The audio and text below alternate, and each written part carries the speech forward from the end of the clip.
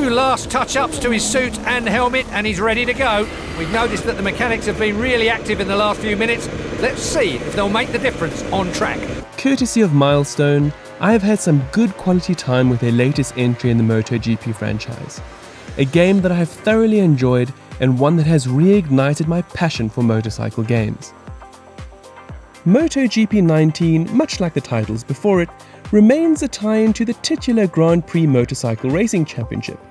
This time, however, when you start your in-game career, you will not be met with any non-essential filler, like unnecessary credit scores or money or experience points, which might be needed to unlock new tiers. Rather, you'll be met with a simple choice between whether you are a pro driver or a normal everyday gamer who just happens to like racing games. Much like the other titles in the franchise, there is no story beyond this point.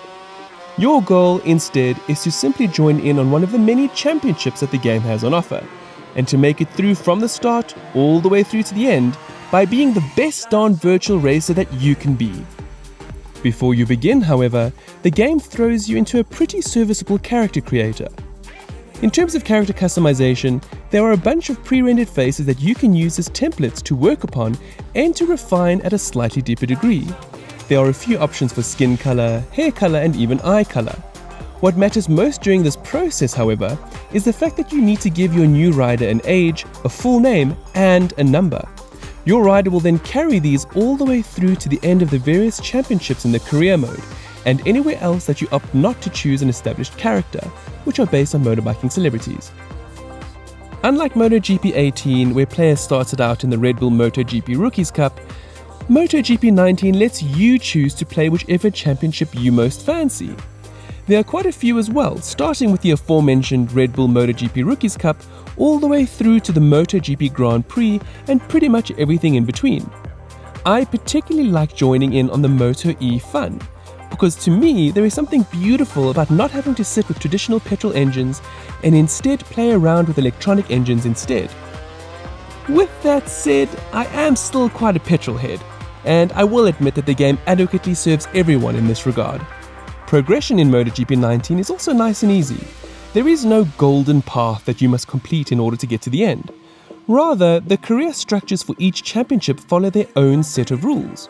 Most of the time, this includes a bunch of practice rounds, a qualifying round or two, followed by the actual race and its various stages.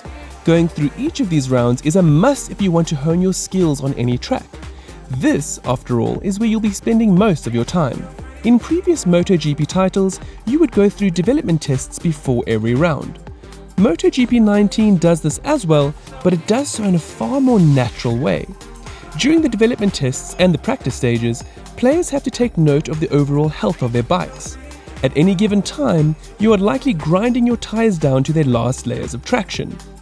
Throughout all races and stages, you will have to enter the pit and swap out your tires for a fresh new pair. This is a straightforward process that can go wrong really quickly if your driving is not up to snuff. This is a nice little management system that encourages you to drive as safely as you can, while also keeping in mind that you actually have to win your races. Always good to remember that today's errors are the base on which tomorrow's successes are built. There is so much included in this game that I think the only thing the game is short of is making players take apart and cleaning their own engines. As fantastic as the simulation elements are in this game, the sheer amount of tweaking you have to do to get the perfect ride can sometimes seem overwhelming. This is why the game also allows players to go through a guided tweaking system, where players simply explain to the computer-controlled artificial intelligence how their bikes are performing. For myself, I didn't trust this, and instead I did my own tweaking. Naturally, this means that the way your bike handles relies solely on the way that you are taking care of your machine. Such a feature can either make or break a game. So if, like me, you enjoy tweaking and playing around with simulation settings, then you will find the game incredibly rewarding. If not, the game can automatically adjust settings for you, but they will still take some getting used to. And where is the fun in that? Given that this is a simulation title, MotoGP 19 absolutely nails the unique feeling of every single different bike, which is an outstanding feat. While I may not have tried them all, the fair few that I have driven throughout my career mode and the various other modes felt incredible, almost like a brand new game every single time I switched bikes.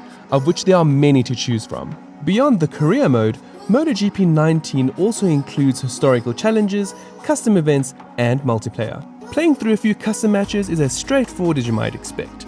These include mixing and matching your favorite tracks with your favorite riders, or they can be enjoyed with only your custom rider and a favorite bike.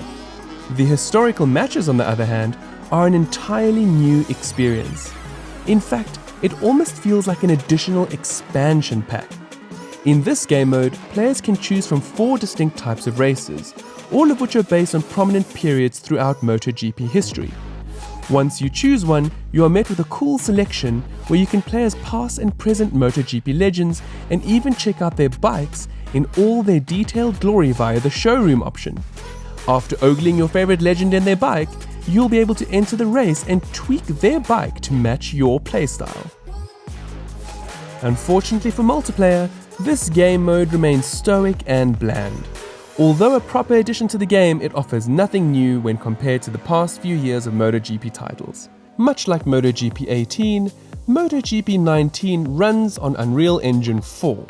The move to the 4th major update of the Unreal Engine remains one of Milestone's biggest and most noticeable improvements over the years. It is evident that the developers have learned a lot after their maiden run with MotoGP 18. Needless to say, the game looks incredible where it matters. Bikes feature incredulous amounts of detail, while rider characters, which are based on established people, are uncanny in resemblance. Even the tracks feature an immense amount of detail that you would otherwise not appreciate due to the speedy nature of the game. I must commend MotoGP 19 for its addition of a really cool photo mode. While you won't expect the level of detail that the Division 2 or Shadow of the Tomb Raider might offer, it is a great addition for anyone who enjoys snapping photos worthy of enthusiast magazines. Overall, MotoGP is a wonderfully hardcore simulator for fans who enjoy challenges. From the onset, you are met with exceptionally detailed bikes, with detailed options to tweak the gameplay experience to exactly how you like it. I remember lamenting the fact that MotoGP 18 felt like a husk of its former self. I can gladly say that MotoGP 19 is nothing like that. Although MotoGP 19 might only be an incremental improvement over MotoGP 18, it does so in the best ways possible. The career mode, for instance, now gives players a lot more freedom, while the historical challenges mode is an incredible addition to the game mode roster. Multiplayer remains the same, but it still reaps the benefits of looking and playing better than before. Lastly, the game boasts tons of more content than the game before it. I guess the only real issue then is that casual gamers will never be able to squeeze the fun out of it the way that I did, and that is a shame. For hardcore gamers, however, this is definitely a game worthy of investing your time.